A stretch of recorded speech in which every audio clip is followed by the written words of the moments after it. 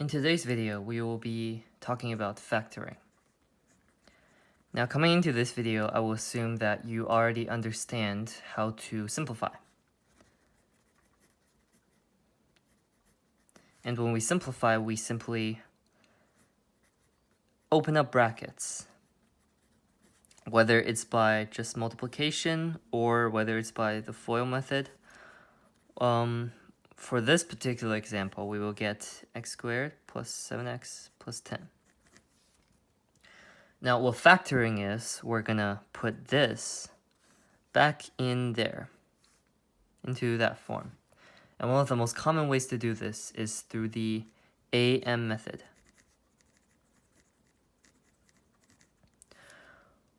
What AM stands for? Let's see. A stands for adding, and M stands for multiplying. Don't worry, this will all be clear in a second. So let's take our example here. X squared plus 7x plus 10. First of all, we have to make sure that there is no coefficient in front of here. If there's a number here, say 3 or 4, then this method will not work, and you will have to do a little bit more work, I'm afraid. Anyways, if that isn't the case, then we simply write A here and M here. What this means is that we're going to find two numbers that add to 7 and multiply to 10. So in this particular example, it will just simply be 2 and 5, since that is what we started with.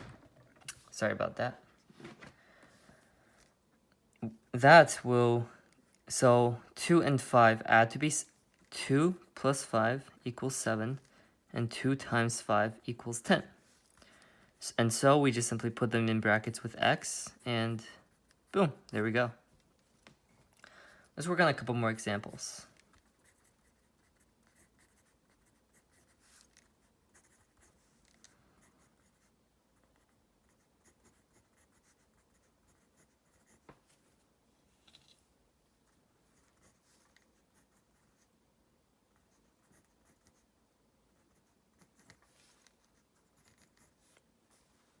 Feel free to pause the video if you want to try.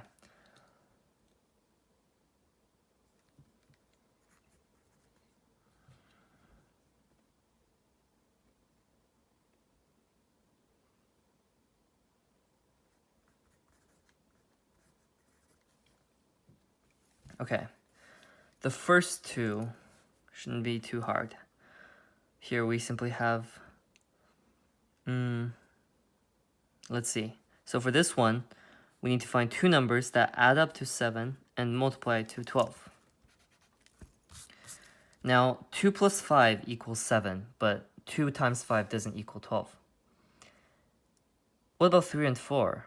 That could work. 3 plus 4 is 7, and 3 times 4 is 12. Well, there we go. So here we will just have x plus 3 and x plus 4. For the second one, this might not be clear to everyone, but we will do the same process here. Two numbers that add up to 14 and multiply to 49. Now, 49 is a perfect square. It's 7 times 7. And 7 plus 7 just happens to be 14. Now, this is what we call a repeated root. It's when the two brackets have the same contents. X plus 7 times x plus 7. And we can rewrite that as just x plus 7 all squared. Let's work on the next example.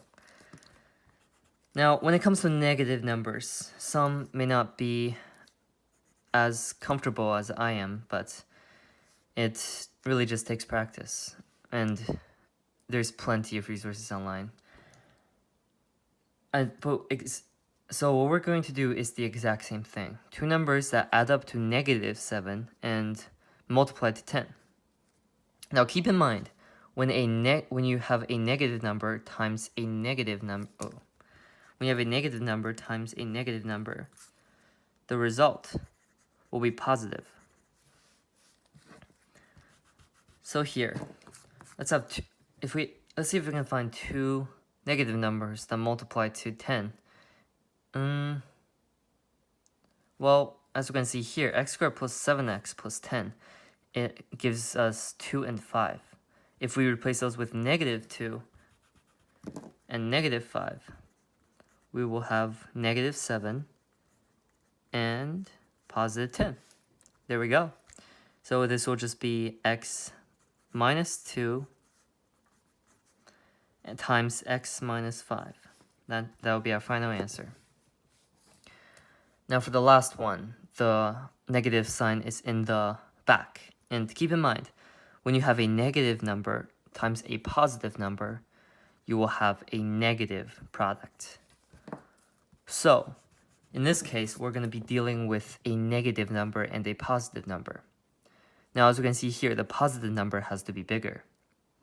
So let's think, what two numbers multiply to 28? And whose difference is also 3? There's 2 and 14, which doesn't work. Or 3 and... No, 3 isn't a factor of 28. Or 4 and 7. Wait. If we see here, 7 minus 4 is positive 3. That can be rewritten as 7 plus negative 4. And for here, we have 28. Negative 4 times 7 is negative 28. Well, there it is, our two numbers, negative 4 and positive 7. So we will just have x minus 4 times x plus 7. Let's work on one more example.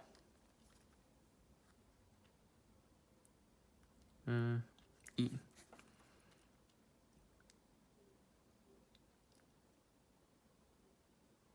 Let's have x squared minus 49. So here, we actually have a special number because as a special function, because as you can see, there is no value in between. But we can rewrite this using the power of math as 0x minus 49. And now we can just do the same thing. Two numbers that add to 0 and multiply to negative 49. So again, 49 is a perfect square. It's 7 times 7. Negative 49, however, means we just have to add a negative sign on one side. So 0, and as you can see, 7 plus negative 7 is 0, if it's all our requirements. So this will be x minus 7 times x plus 7.